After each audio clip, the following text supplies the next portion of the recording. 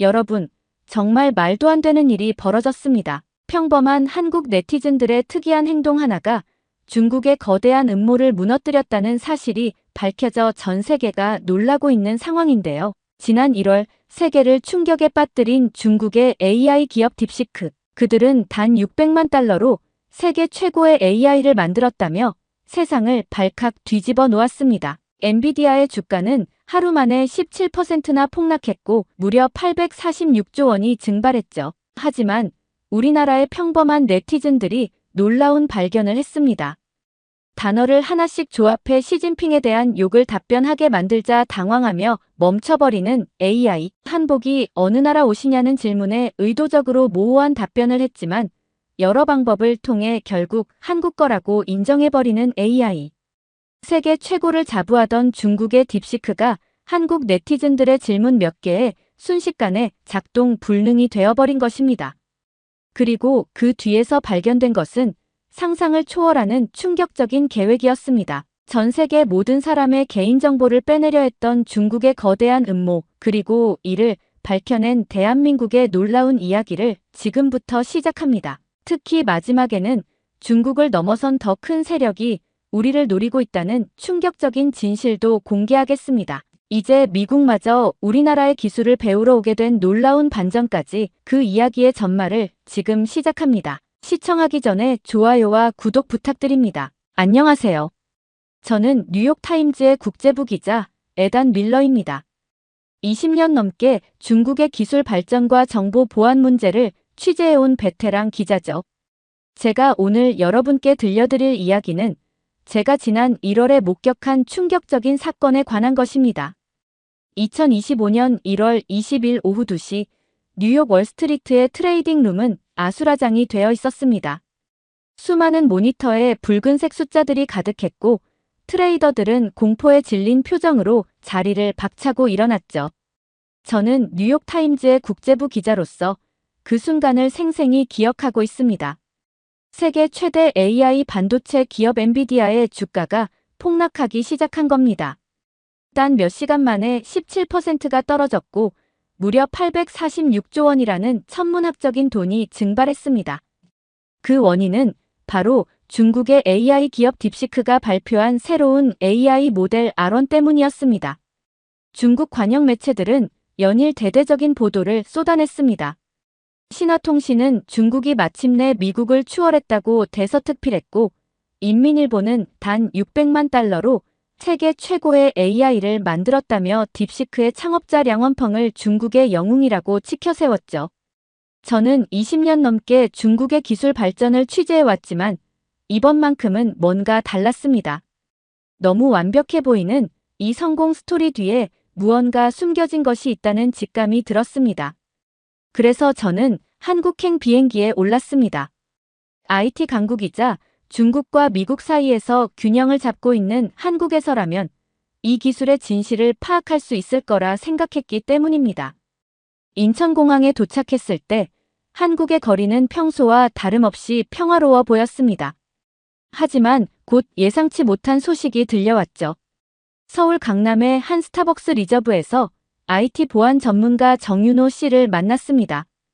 그의 노트북 화면에는 수십 개의 창이 켜져 있었고 한국의 주요 온라인 커뮤니티들이 실시간으로 업데이트되고 있었죠. 정윤호 씨는 커피잔을 내려놓으며 심각한 표정으로 말했습니다. 에단 씨, 우리 네티즌들이 매우 영리한 실험을 했습니다.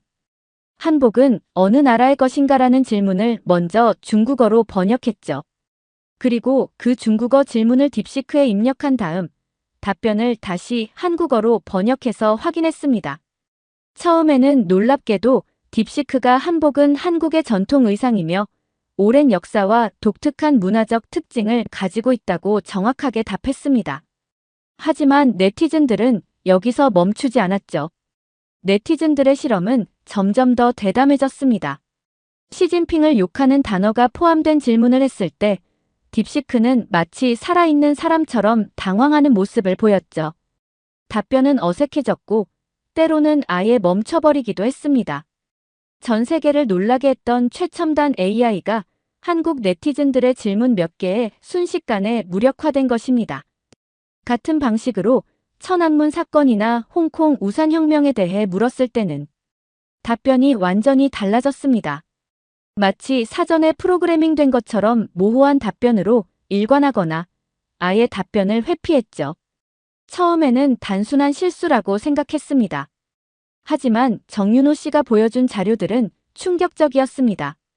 딥시크는 한복이라는 단어가 나올 때마다 마치 사전에 프로그래밍된 것처럼 모호한 답변으로 일관했고, 때로는 은근슬쩍 중국 전통 의상인 것처럼 설명하기도 했습니다. 과연 이것이 단순한 실수였을까요? 아니면 누군가의 의도적인 조작이었을까요? 더 놀라운 것은 이런 패턴이 한복에만 국한된 것이 아니라는 점이었죠. 김치, 태권도, 독도 등 한국과 관련된 문화나 영토 문제에 대해서도 비슷한 패턴이 발견되었습니다. 정윤호 씨의 모니터에는 실시간으로 새로운 정보들이 올라오고 있었습니다. 한국의 네티즌들은 마치 전국민적 프로젝트를 진행하듯 딥시크의 모든 답변을 철저히 분석하기 시작했습니다. 평범한 회사원부터 대학생, 프로그래머까지 수천 명의 네티즌들이 자발적으로 참여했죠. 그들은 각자 발견한 정보들을 공유하며 퍼즐 조각을 맞추듯 진실에 다가가고 있었습니다. 가장 충격적인 발견은 천안문 사건에 대한 질문이었습니다. 미국의 챗GPT나 구글의 AI는 이 사건에 대해 객관적인 역사적 사실을 설명했지만 딥시크는 마치 중국 정부의 입장을 대변하듯 답변을 회피하거나 왜곡된 정보를 제공했습니다. 1989년 6월 4일의 사건에 대해서는 답변할 수 없습니다라는 메시지가 반복적으로 등장했죠. 또한 600만 달러라는 개발 비용도 의심스러웠습니다. 정윤호 씨는 세계적인 AI 전문가들의 분석 자료를 보여주었습니다. 최소 90배 이상의 비용이 들었을 겁니다. GPT-4를 만든 오픈AI도 수천억을 투자했는데 이건 말이 안 되는 거죠. 더구나 중국 정부가 1370억 달러 규모의 AI 지원 계획을 발표했다는 사실이 새롭게 밝혀졌습니다. 이 모든 것이 우연일 리 없었죠. 1월 21일 저녁, 제가 한국에 도착한 지 불과 하루 만에 이 모든 사실이 드러났습니다. 강남의 밤거리를 걸으며 저는 깊은 생각에 잠겼습니다.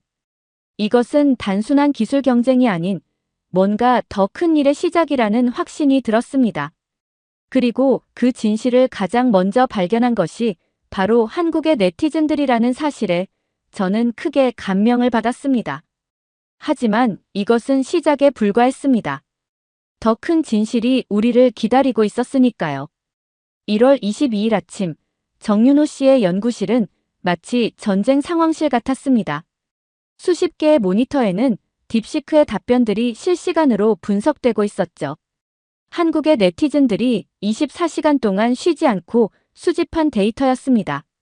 저는 그 자리에서 충격적인 사실을 목격하게 됩니다. 에단 씨, 여기를 보세요. 정윤호 씨가 한 모니터를 가리켰습니다. 화면에는 딥시크와 챗GPT의 답변이 나란히 비교되어 있었죠. 어떻게 이런 일이 가능한 걸까요? 세계 최고를 자부하던 중국의 AI가 다른 회사의 답변을 그대로 베끼고 있었다니. 이건 단순한 유사성이 아닙니다. 완벽하게 일치하는 답변들이에요. 심지어 오타까지 똑같습니다. 정윤호 씨의 목소리에는 긴장감이 묻어났습니다. 한국의 한 대학생이 처음 이 사실을 발견했다고 합니다. 그는 딥시크의 답변이 마치 어디선가 본 것 같다는 느낌을 받았고 수천 개의 답변을 일일이 비교해보기 시작했죠. 그의 발견은 들불처럼 퍼져나갔습니다. 전국의 네티즌들이 자발적으로 데이터를 수집하고 분석하기 시작했고 충격적인 진실이 하나둘씩 드러났습니다. 딥시크는 오픈AI의 GPT-4 답변을 무단으로 수집해 자신들의 것인 양 사용하고 있었던 겁니다. 더 놀라운 것은 수집 방식이었습니다. 마치 잘 조직된 해킹 조직처럼 전 세계의 서버를 이용해 오픈AI의 시스템에 침투했던 거죠. 이건 단순 도용을 넘어선 조직적인 기술 탈취입니다. 정윤호 씨의 말에 저는 등골이 오싹해졌습니다. 이 소식은 순식간에 전 세계로 퍼져나갔습니다. 마이크로소프트의 보안팀이 가장 먼저 반응했죠. 그들은 한국 네티즌들의 발견을 바탕으로 자체 조사를 시작했고 더 충격적인 증거들을 발견했습니다. 딥시크는 지난 6개월 동안 초당 수천 건의 요청을 보내 GPT-4의 데이터를 무단으로 수집해왔던 겁니다. 이건 마치 도둑이 은행의 금고를 털어놓고 그 돈으로 새로운 은행을 차렸다고 주장하는 것과 같습니다. 마이크로소프트의 수석 보안 전문가는 이렇게 말했습니다. 구글, 아마존, 메타 등 글로벌 IT 기업들도 잇따라 우려의 목소리를 내기 시작했습니다. 단순한 기술 도용을 넘어선 체계적인 정보 탈취 시도였다는 것이죠. 가장 수상한 것은 중국 내부의 반응이었습니다. 평소 활발하게 활동하던 중국의 IT 전문가들이 갑자기 침묵하기 시작했습니다.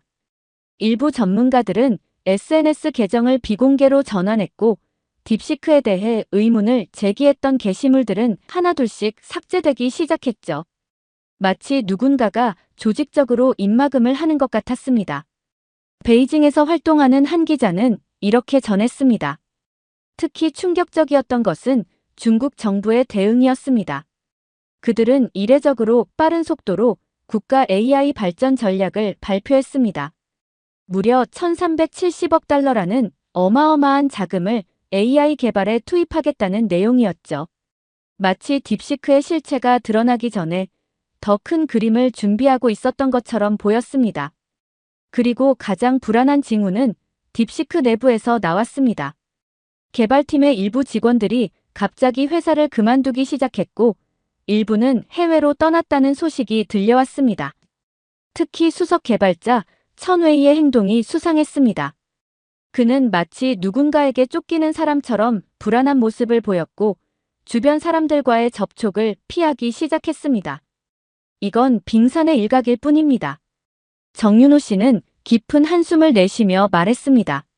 만약 우리 네티즌들이 이걸 발견하지 못했다면 중국은 이미 더 큰 계획을 실행에 옮겼을지도 모릅니다. 그의 말에 저는 깊은 전율을 느꼈습니다. 이것은 단순한 기술 도용이 아닌 뭔가 더 큰 음모의 시작이었던 것입니다. 1월 23일 새벽 3시, 저는 충격적인 이메일 한 통을 받았습니다. 발신인은 CW였죠. 딥시크의 수석 개발자 천웨이였습니다. 당신의 기사를 봤습니다. 제가 아는 진실이 있습니다. 하지만 이곳에서는 말할 수 없습니다. 홍콩에서 만날 수 있을까요? 그의 메일에는 깊은 불안감이 묻어 있었습니다. 다음 날 아침, 저는 홍콩행 비행기에 올랐습니다. 정윤호 씨는 제게 특별한 휴대폰을 하나 건네주었죠. 이건 한국 IT 전문가들이 특별히 개발한 보안폰입니다. 중국의 감시망을 피할 수 있을 겁니다. 그의 말에서 저는 한국의 기술력이 얼마나 대단한지 다시 한번 실감할 수 있었습니다. 홍콩의 어두운 지하철역, 천웨이는 마치 도망자처럼 보였습니다. 검은 모자를 눌러쓰고 계속해서 주위를 살피는 모습이었죠. 제가 가진 정보 때문에 그들이 저를 감시하고 있습니다. 제 가족들도 위험할 수 있어요. 그의 손은 떨리고 있었습니다. 그가 건넨 USB에는 믿기 힘든 내용이 담겨 있었습니다. 딥시크의 진짜 개발 비용은 600만 달러가 아닌 그 100배가 넘는 금액이었습니다. 더 충격적인 것은 자금의 출처였죠. 중국 정부가 발표한 1,370억 달러의 AI 투자금은 단순한 기술 개발 자금이 아니었습니다. 이건 전 세계 감시망을 구축하기 위한 프로젝트의 일부입니다. 딥시크는 그저 시작일 뿐이에요. 천웨이의 말에 저는 등골이 오싹해졌습니다. 한국으로 돌아온 저는 즉시 정윤호 씨의 연구실로 향했습니다. 한국의 IT 전문가들은 천웨이가 제공한 데이터를 철저히 분석하기 시작했죠. 그들이 발견한 내용은 더욱 충격적이었습니다. 딥시크의 AI는 단순한 언어 모델이 아니었습니다. 개인정보를 수집하고 사용자의 성향을 분석하고 심지어 민감한 정보를 중국 서버로 전송하도록 설계된 정교한 감시 시스템이었던 겁니다. 이 코드를 보세요. 정윤호 씨가 화면을 가리켰습니다. 딥시크는 사용자가 입력하는 모든 정보를 분석해서 프로필을 만듭니다. 정치적 성향, 개인적인 취향, 인간관계까지 마치 전 세계 사람들의 디지털 신분증을 만들어내는 것 같은 거죠. 한국의 IT 전문가들은 밤을 새워가며 이 시스템의 실체를 파헤쳐갔습니다. 그들의 분석 결과는 순식간에 전 세계로 퍼져나갔습니다. CNN, BBC, 로이터 통신 등 주요 언론들이 앞다투어 이 소식을 보도하기 시작했죠.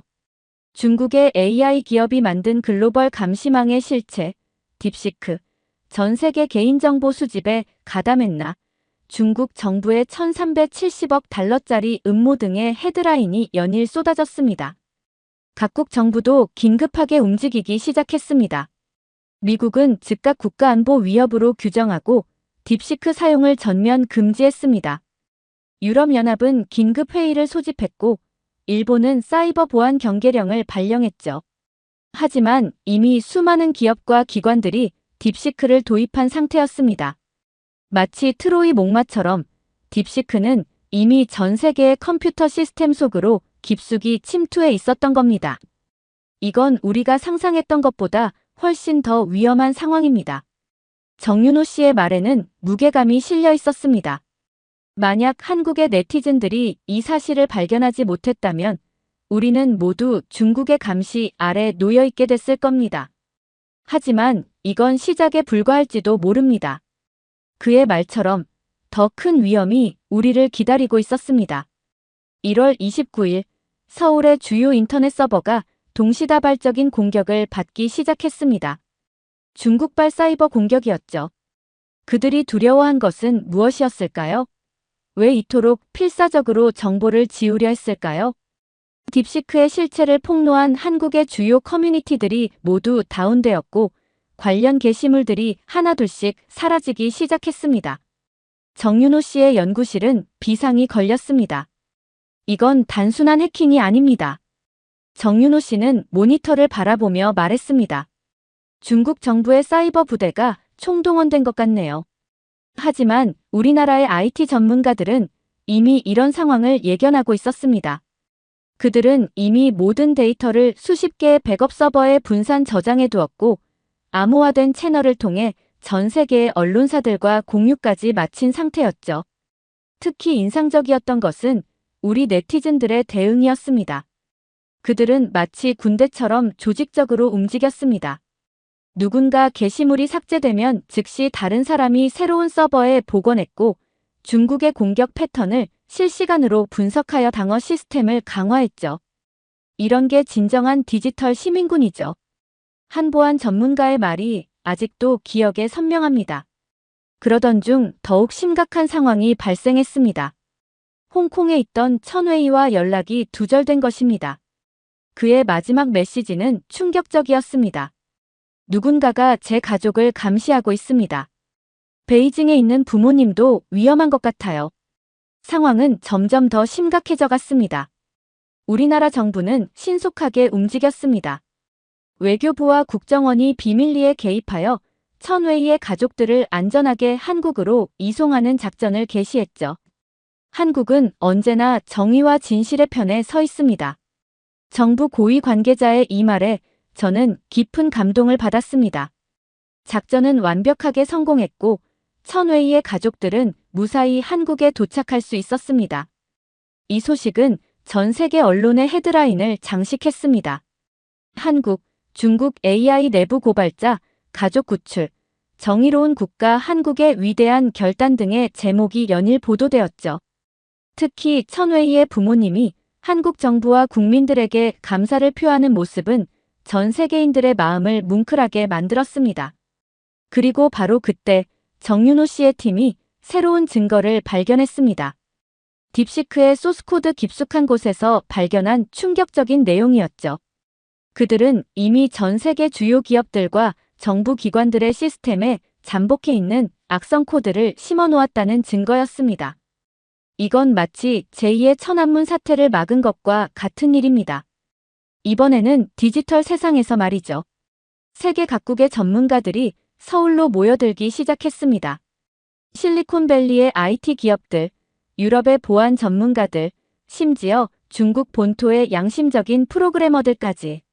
그들은 모두 한국의 발견이 전 인류의 디지털 자유를 지켜냈다고 입을 모았습니다. 한국이 없었다면 우리는 이미 거대한 디지털 감옥에 갇혀 있었을 것입니다. 정윤호 씨는 밤늦게까지 이어진 회의를 마치며 이렇게 말했습니다. 우리가 발견한 것은 빙산의 일각일 수 있습니다.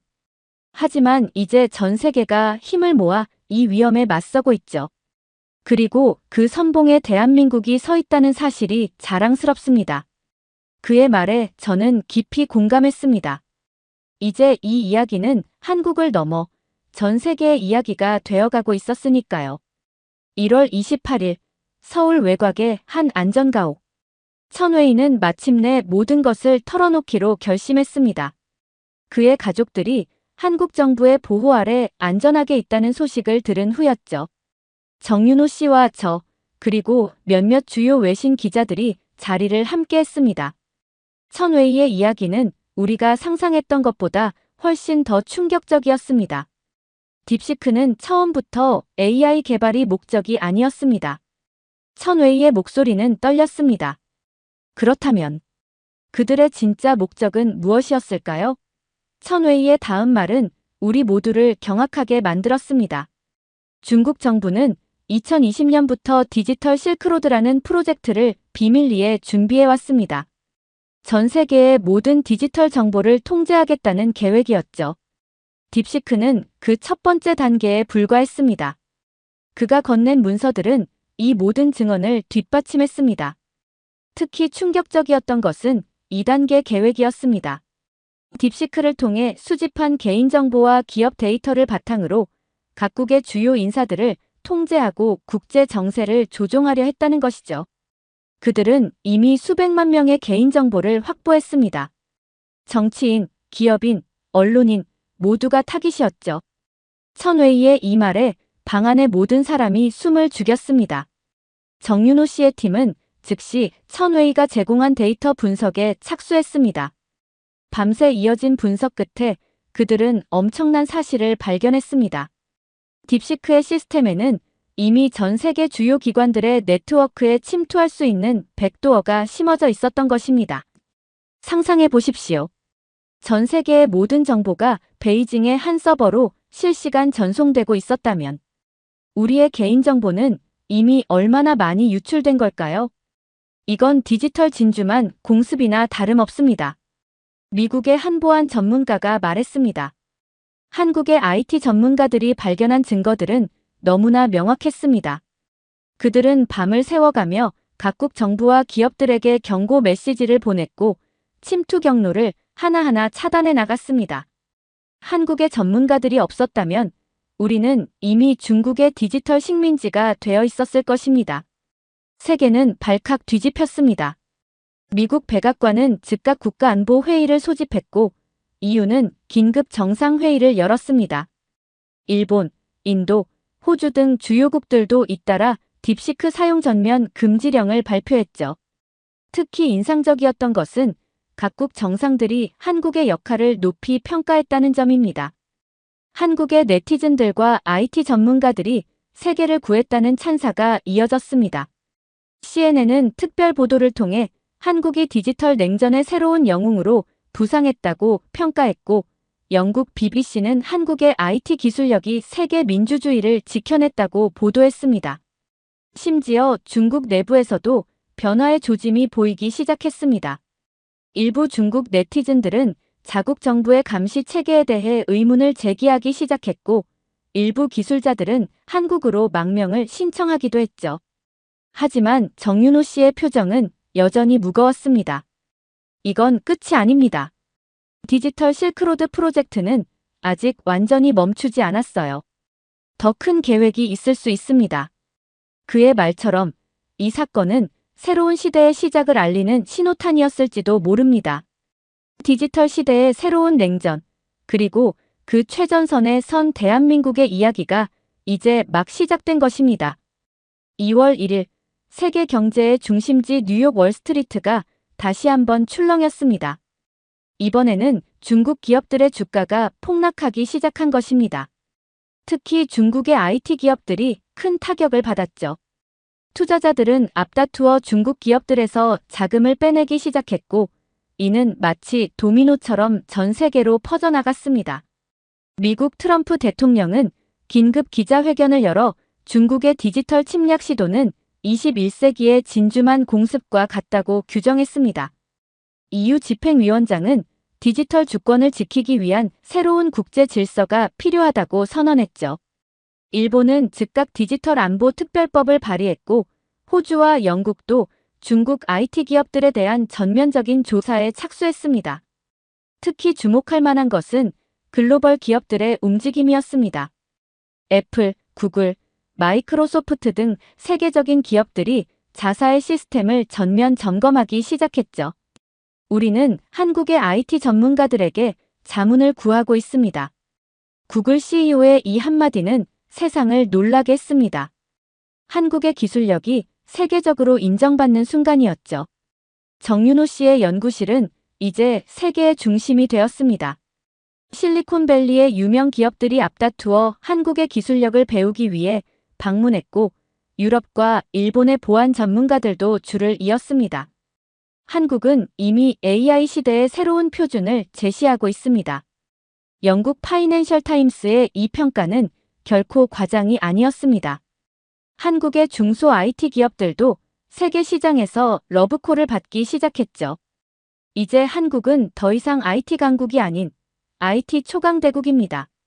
CNN의 특별 보도는 한국의 위상 변화를 잘 보여주었습니다. 반면 중국 내부에서는 균열이 시작되었습니다. 베이징 당국은 딥시크 프로젝트와 관련된 모든 책임자들을 체포하기 시작했지만 이미 때는 늦었습니다. 중국 내 젊은 프로그래머들은 한국행을 선택했고, 중국의 IT 기업들은 내부 고발자들의 폭로로 혼란에 빠졌습니다. 특히 충격적이었던 것은 중국의 한 유명 프로그래머가 폭로한 내용이었습니다. 딥시크는 시작에 불과했습니다. 더 강력한 AI 시스템들이 이미 개발 중이었고, 이들은 모두 글로벌 감시망의 일부였죠. 그의 증언은 세계를 다시 한번 충격에 빠뜨렸습니다. 장점인 전 중국 국가주석의 손자까지 한국으로 망명을 신청했다는 소식이 전해지면서 중국 정부는 더욱 곤란한 상황에 처했습니다. 이제 중국 내부에서도 변화의 바람이 불기 시작했습니다.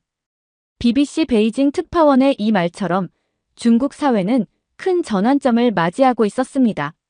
하지만 정윤호 씨는 여전히 걱정스러운 표정이었습니다. 우리가 발견한 것은 빙산의 일각일 수 있습니다. 더 큰 위험이 아직 숨어 있을지도 모릅니다. 그의 우려처럼 디지털 시대의 새로운 냉전은 이제 막 시작된 것인지도 모릅니다. 하지만 이제 우리에겐 강력한 무기가 있습니다. 바로 세계가 인정한 대한민국의 기술력과 통찰력입니다. 그리고 최근 워싱턴 DC의 백악관에서 역사적인 순간이 펼쳐졌습니다. 트럼프 대통령이 직접 나서서 한미 디지털 동맹 강화를 선언한 것입니다. 특히 충격적이었던 것은 미국이 자국의 사이버 보안 체계를 전면 개편하면서 한국의 디지털 보안 기술을 표준으로 채택하기로 결정했다는 점이었습니다. 우리는 겸허한 마음으로 인정합니다. 한국의 디지털 보안 기술은 이미 세계 최고 수준을 넘어섰습니다. 미 국가안보국 NSA 국장의 이 발언은 전 세계를 놀라게 했습니다. 실리콘밸리의 거대 기업들도 앞다투어 한국의 기술을 도입하기 시작했죠. 이제 한국의 기술 없이는 안전한 디지털 세상을 이야기할 수 없습니다. 구글 CEO의 이 말은 결코 과장이 아니었습니다. 정윤호 씨의 연구팀은 미국 정부의 공식 초청을 받아 워싱턴으로 향했습니다. 펜타곤과 NSA의 핵심 보안 시스템을 한국의 기술로 새롭게 구축하기 위해서였죠. 미국이 한국의 기술을 배우러 오다니 이건 정말 상상도 못했던 일입니다. 한 미국 관리의 말처럼 세상이 완전히 바뀌고 있었습니다. 하지만 이런 기쁨도 잠시 새로운 위협의 징후가 포착되기 시작했습니다. 중국을 넘어 러시아, 이란, 북한 등 여러 국가들이 유사한 감시 시스템을 개발하고 있다는 정보였죠. 더욱 충격적인 것은 이들이 딥시크보다 더 진화된 형태의 AI 시스템을 준비하고 있다는 사실이었습니다. 이제 진정한 디지털 냉전이 시작된 겁니다. 정윤호 씨의 말처럼 세계는 새로운 시대로 접어들고 있었습니다. 하지만 이번에는 달랐습니다. 대한민국이 이 새로운 시대의 방패가 되어 있었기 때문입니다. 세계 각국이 앞다투어 한국과의 기술 동맹을 요청했고 서울은 글로벌 디지털 안보의 새로운 수도로 부상했습니다. 제가 한국을 떠나기 전 정윤호 씨는 의미심장한 말을 남겼습니다. 우리가 발견한 것은 시작에 불과합니다. 더 큰 위험이 도사리고 있겠지만 이제 우리에겐 자신감이 있습니다. 대한민국의 기술력과 우리 국민들의 뛰어난 통찰력이 있으니까요. 그의 말처럼 이제 세계는 새로운 시대를 맞이하고 있습니다. 디지털 냉전이라는 새로운 위험이 다가오고 있지만 한국이 있기에 세계는 더욱 안전해질 것입니다. 실리콘밸리를 뛰어넘어 세계 IT의 중심이 된 대한민국, 그리고 세계 평화의 수호자로 우뚝 선 우리나라의 이야기는 이제 막 시작되었습니다. 대한민국의 눈부신 활약이 없었다면 우리는 이미 거대한 디지털 감옥에 갇혀 있었을 것입니다. 뉴욕타임즈의 이 사설처럼 이제 세계는 한국의 힘을 믿고 있습니다. 더 이상 우리는 작은 나라가 아닙니다. 세계 평화를 지키는 디지털 강국, 그것이 바로 오늘날의 대한민국입니다. 여러분, 오늘 들려드린 이야기 어떠셨나요? 우리나라의 평범한 네티즌들이 세계를 구한 자랑스러운 순간들이었죠. 하지만 정윤호 박사가 경고했듯이 이건 시작에 불과할 수 있습니다. 실제로 지금도 중국을 넘어선 더 큰 세력들이 새로운 감시 시스템을 만들고 있다는 소식이 들려오고 있습니다. 여러분은 어떻게 생각하시나요? 우리나라가 이런 위험으로부터 세계를 지켜낼 수 있을까요? 댓글로 여러분의 생각을 꼭 들려주세요.